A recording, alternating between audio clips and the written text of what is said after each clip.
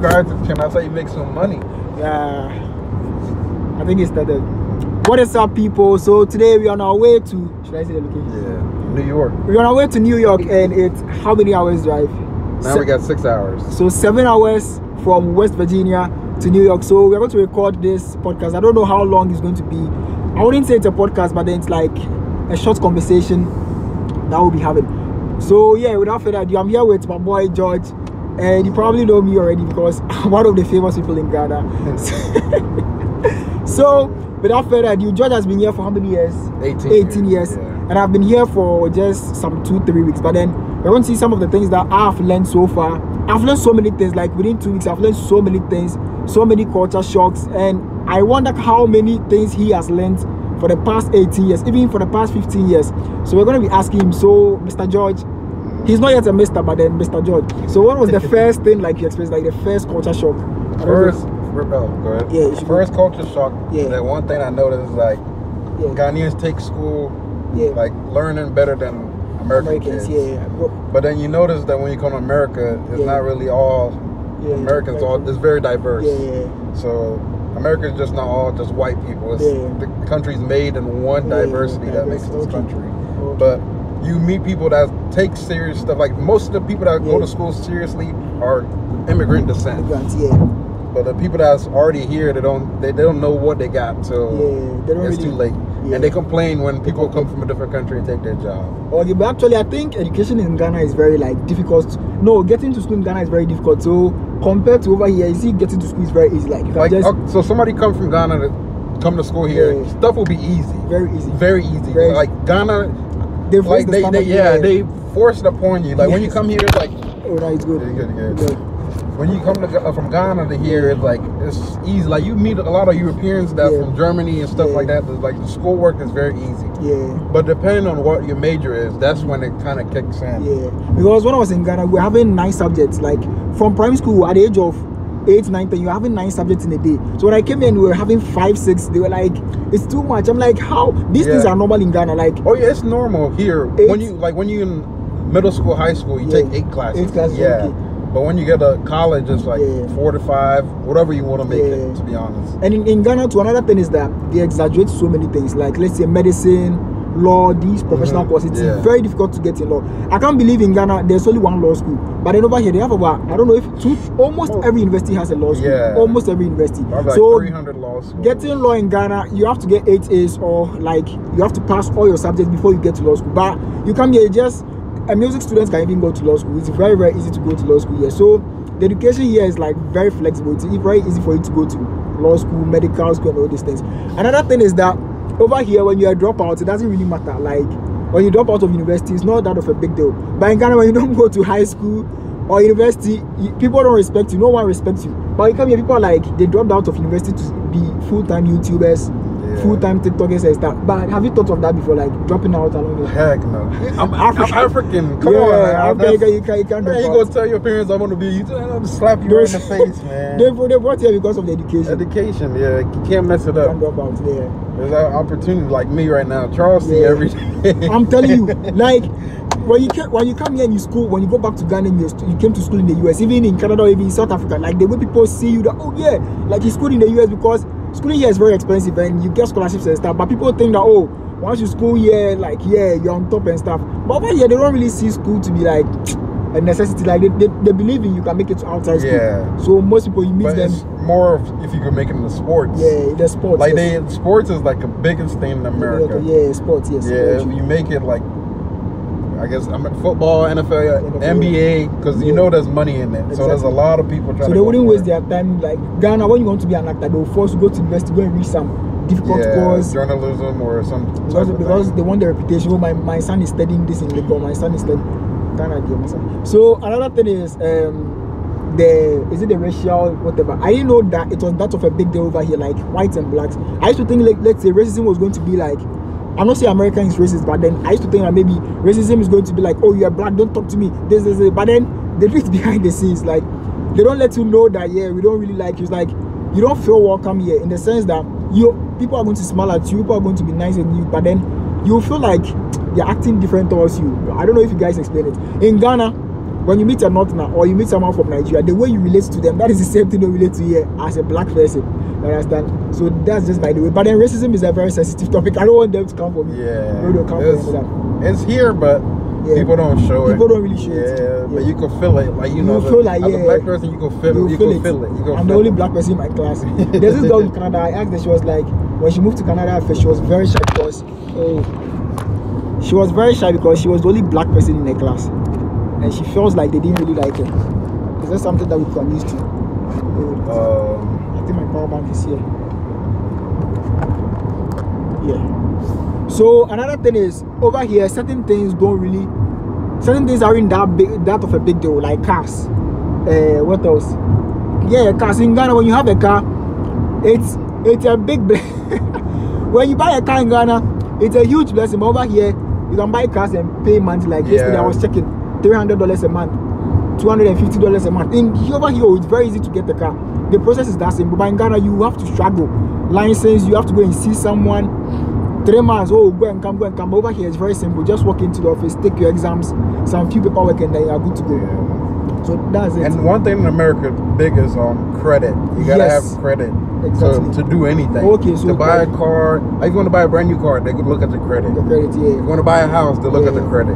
If your credit is terrible, it's more like your spending attitude. So the credit is like in Ghana, MTN mobile money, quick loan. So when you borrow money from quick loan, they have a way of tracking how you spend like your stuff. Like when you borrow something, how quickly you pay back and all those things.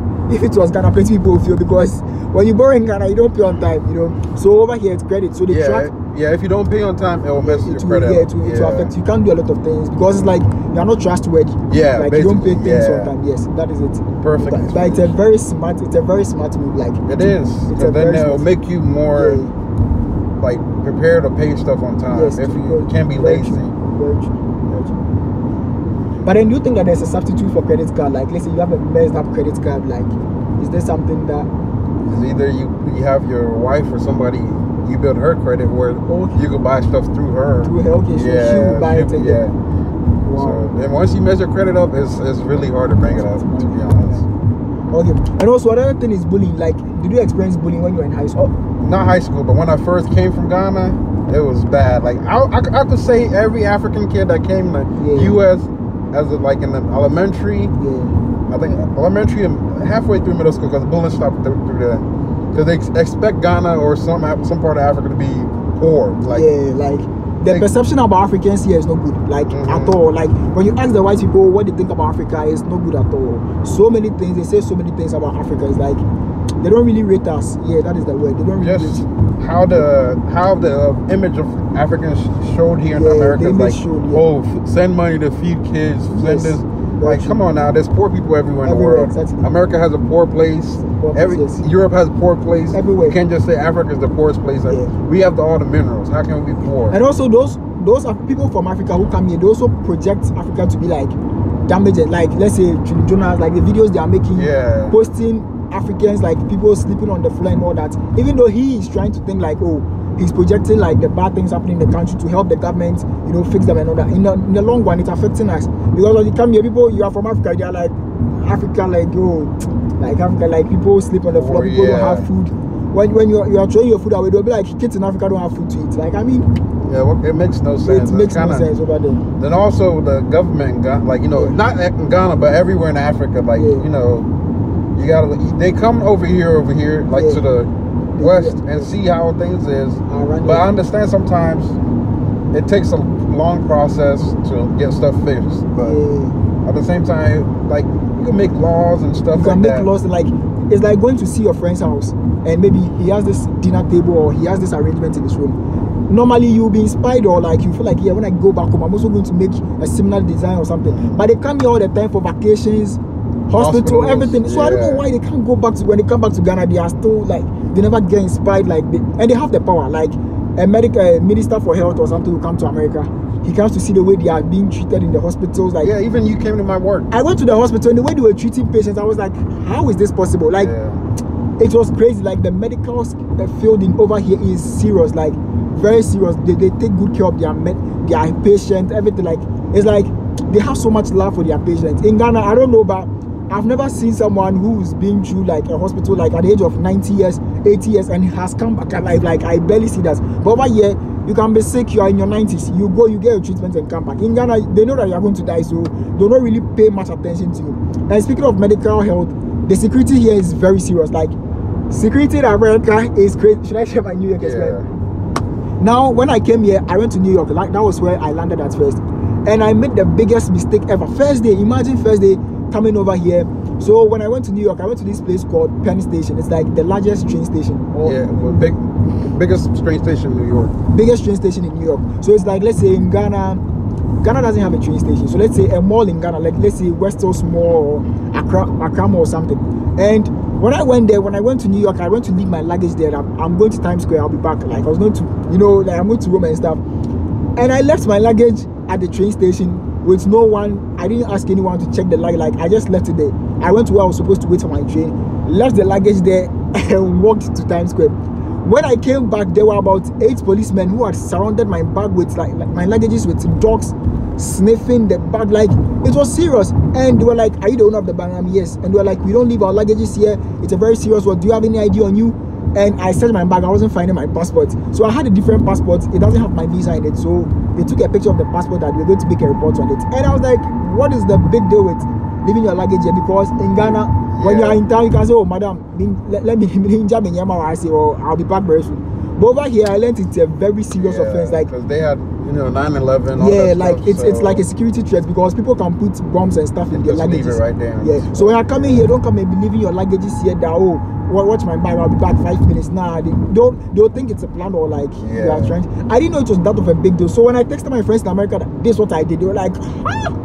I'm like, there's nothing wrong with it. Like, it was so serious. They brought like about 8 policemen. It's like something had happened and they made everyone they made people leave the zone area, and I was like, "But this is not that serious." It was very crazy. And I did it twice. The first one they took the baggage to like a claim area where you can keep. And the second one, the police came around and all that. So it's that serious. When you come here, Charlie, the security over here, it's very serious. And I understand that when there's social events too, like let's say you're having festivals, like the way Ghana, we have Chalote Festival, all these festivals with a lot of crowd, like a lot of people over there.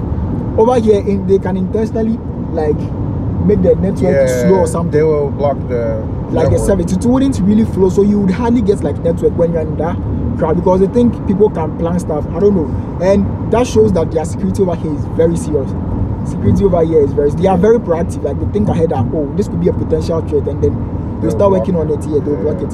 So that's America for you, Charlie. When you get a chance to come to America, please don't think twice. When your uncle in America tells you that, hey, it's sweet, it's not.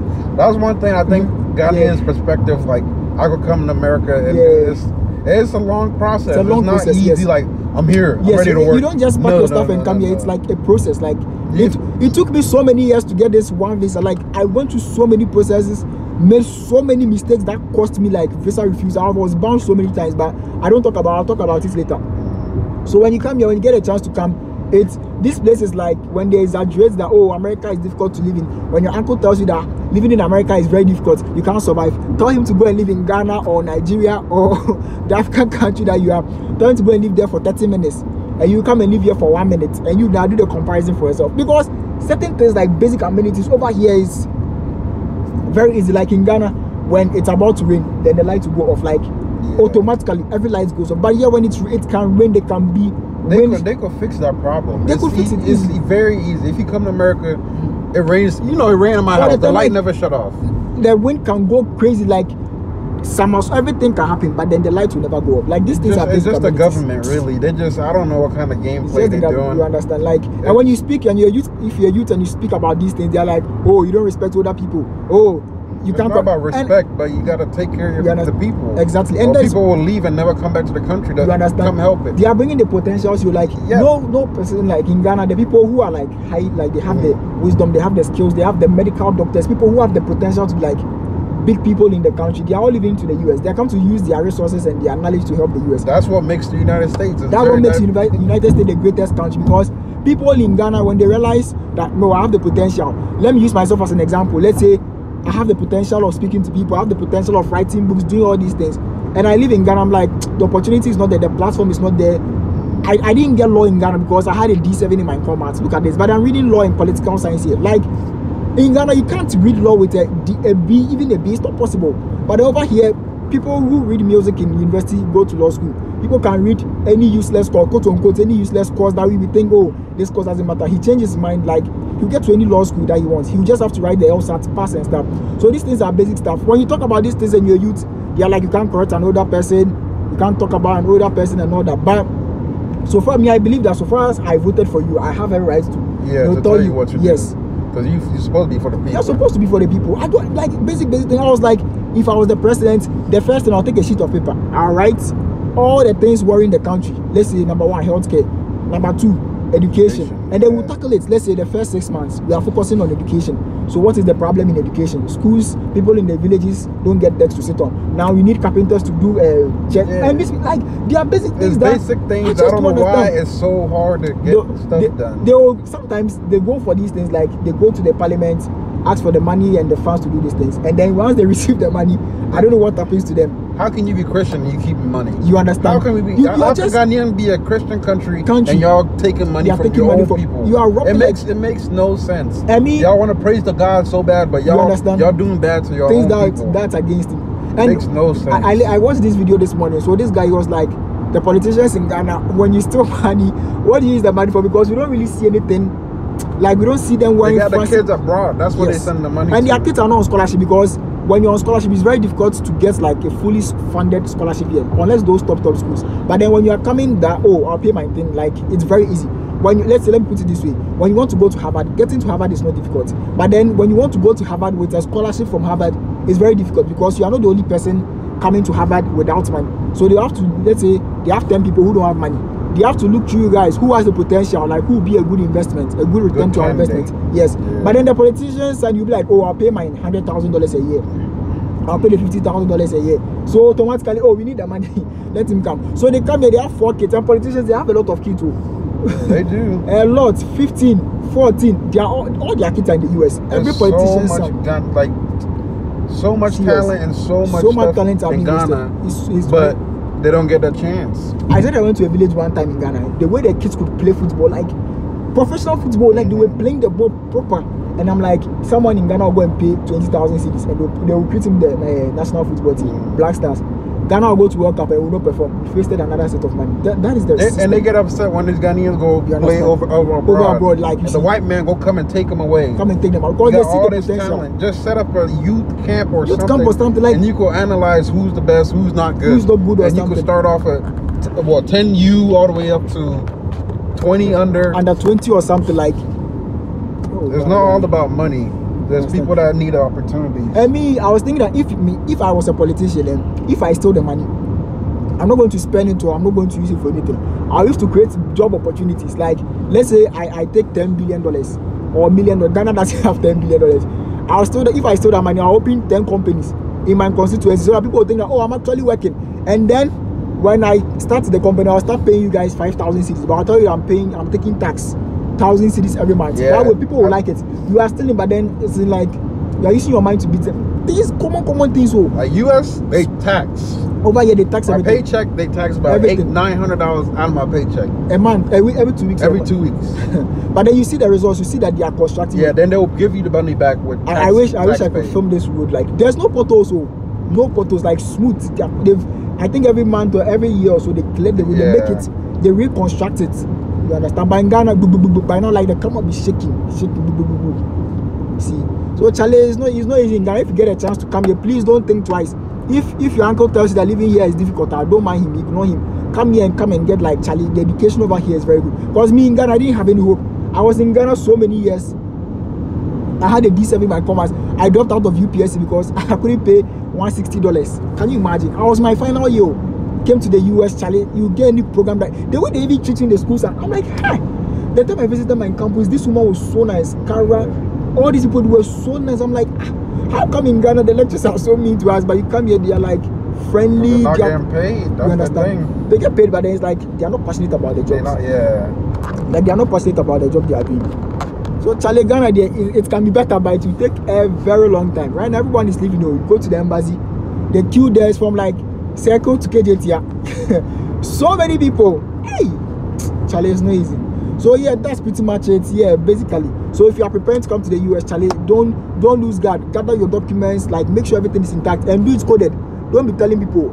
I don't care whether you believe spiritually or not, but then when you are working on stuff, people are going to discourage you. Number one, oh, US visa is very difficult. Charlie, they will bounce you this. Don't mind them. Once you have the vision, you are the one that God gave the vision to. So they wouldn't see the vision that you have. Keep it to yourself. Work on it gradually. Don't rush. Don't go and look for an agent that I have $20,000. Take me to America. It's not possible. You have to go for an interview. No US visa would give. No US officer will give you a visa without you coming for an interview. US is a very strict country. You don't just enter here. It's not like Canada that you submit it on. Like Canada, they need people. They need a lot of immigrants. If you want to go to Canada to find, but you should know that US is the greatest country of all time. The headquarters of Abroche, the headquarters of everything. So if you want to come here, it's no easy, Charlie. Apply the schools online. If I tell you guys to DM me, let me send you list that you can worry. So just go online, search for schools that you probably like. Let's say you want a state that's closer to your uncle or something. Search for schools over there, but then be careful about the fees. If you want to find the fees, email the schools. There's cheap schools in America. Yes, there's cheap schools over there. You could do the black schools too, the HBCUs. Yeah, they are very cheap. Very cheap. Schools out in Texas. Yes, I'll tell you, most of the schools in the East Coast is kind of expensive because there's a lot of students going there. Yes. So if you do apply, you gotta imagine there's a lot of people applying to the schools because it's close to the East Coast. But going up to the Midwest and out, I know a lot of people like Kenyans and stuff. They go out to Kansas, New Mexico, Arizona. That's a good place to be. California is very expensive. So if you could be somewhere in Arizona, Texas, Kansas City, anywhere around there, you'd be fine. That was the mistake I made. So I was obsessed with New York. Like I wanted to be in New York. So I applied to a school in New York. And the school was so expensive, but I was thinking that, after I'm schooling in New York, like it doesn't matter. When I went to the interview, they bounced me because the fees was crazy. And the fees wasn't because like they needed that was the school fees, because of the living expenses in New York. So let's say when you get to school in, let's say, West Virginia, their living expense is $10,000 a year. But in New York, it's around $30,000. So it's automatically to be added to your fees. It's going to be increased. So let's say the fees and everything in a state in Ohio or West Virginia might be $20,000. But in New York, it will be times 3 or times 4.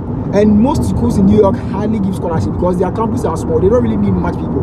So you have to consider these things. When you get here, the most important thing is to get here. When you get here, you have the freedom. You can roam. We are going to New York right now, but then I was rushing to go in school in New York. But you can go to New York whenever. You have the freedom. You can go anywhere. So don't be scared. The interview too is not that hard. You just have to. It's hard, but it's not that hard. So you just have to, study. You have to get the core questions. They'll definitely ask you if you have a balance to pay. They'll definitely 100% ask you who is going to pay that fees. No matter who you are. Once the school gives you a scholarship and you have a balance, they'll ask you who's going to pay this balance. How do you plan on paying the subsequent years? You should expect them. Be confident, Charlie. Don't be scared. And plan the questions. If you are going for an interview right now, print all the questions, the possible questions on the sheet of paper. When you're in the line at the interview, when you feel nervous, just go through it. That was what I was doing. So just go through it. When you get to the interview, Charlie, be confident and kill it. But one mistake is that don't go with an uncle as a sponsor. Like they hardly believe it. Like my uncle is sponsored, they hardly believe it. So it should be a close relative. If your uncle doesn't have, if your family or your parents or your mom or dad doesn't have that money in your accounts, Charlie, if you are from Ghana or Nigeria, you already understand. You always figure it out. Like you find a way to do it. So yeah, that's pretty much it, Charlie. It's very possible. Me, I have so many disadvantages, so many disadvantages that would have not qualified me to get here. I don't know who is watching it, but I would have said it so many things about this immigration thing. But then I had so many things that would disqualify me. But I believed that I could do it, and I went and I got approved. So yeah, that's pretty much. You guys should try and come here, because every day when I get calls from Ghana, it's no good. Like people are like, Ghana is heated. This. I came here and I had a job within some few days. So not like 1 month, or I didn't submit any application. Just you come here, everything changes automatically. The kind of information you receive on your phone changes. But then in Ghana, you don't even get certain opportunities on your phone. It's not possible.